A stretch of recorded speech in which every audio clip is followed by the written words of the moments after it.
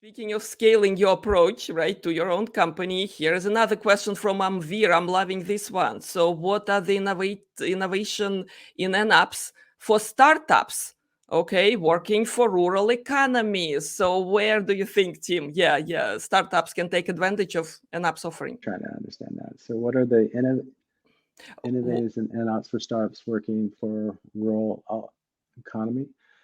Yeah, I mean this tool. So what's cool about NOps is it's for anyone, right? It's anywhere. You know, we have clients from the very smallest to several $1 million spends a month, right? And it's a tool that can be leveraged by all, right? And so we tried, like I said, as with the moment you implement, we're already looking before you are even get things set up. We're already going to take care of some of these savings and help you get some quick wins. So yeah, it is. It's for everybody, right? And a lot of these levers, guys, are not you know obviously as you get bigger and bigger enterprises, right? There's you know you got more resources and different innovations and different ways that you can do things.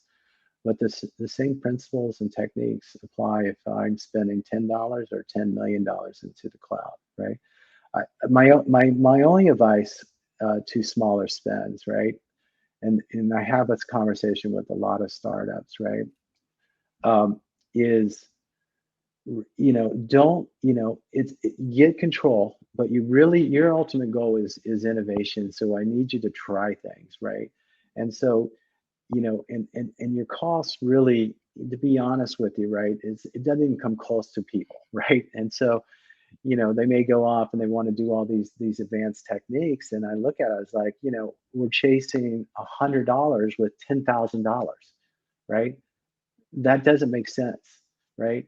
And so you know you definitely want to have some visibility and build it up starting first, but don't chase you know 10 a couple $1,000s worth of savings with a $20,000 a month resource, right? It just doesn't make sense, right? Your job is to do your best to get revenue, and don't and put in some frameworks to kind of help you have visibility. And then as that sort of becomes more of a number, then you start to take advantage of some of that stuff. So um, we have a lot of those conversations, and I think the key thing I'm trying to get across is you need to include people costs when you're talking about, it's not just the infrastructure, right? It's people that you need to include as a part of this equation too. So Right. Speaking of people here, Tim, okay. So let's talk about decision making, because getting the recommendations, right? Getting the output from an apps platform, how does it empower engineers or business leaders? All right. What are the decisions that they're making that make their companies more effective, you think? yeah, I mean, like I mentioned, is we're giving our platform for free. So for the visibility and reporting capabilities, right? That's going to help. But we're also underneath is providing automations for savings, right? So when you come into NOps and you turn it on, is you can actually get some significant results right off the bat.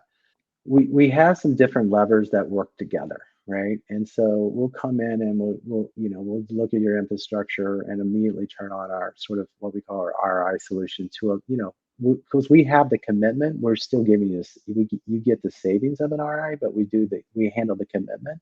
And so what that allows you to do is you're going to get that savings on basically yesterday's tech, right?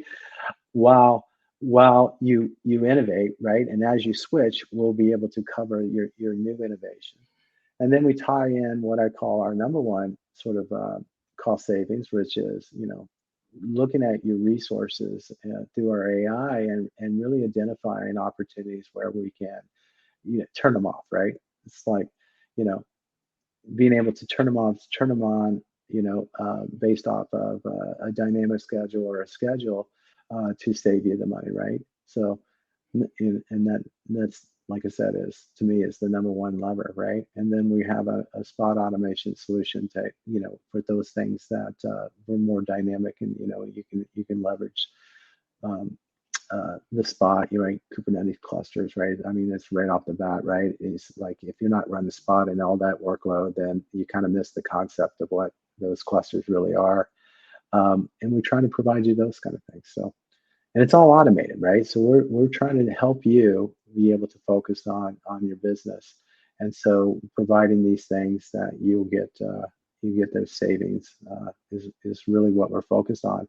And like I said, what's unique about our company is everybody's in the company, from the person at the front desk to the CEO, is completely focused on how do we help our customers optimize their environment, right? And so when you have nothing but that focused, right, it's going to give us some, I think, I believe that we're going to have some really innovative ways to do things that will be game changers to me, right?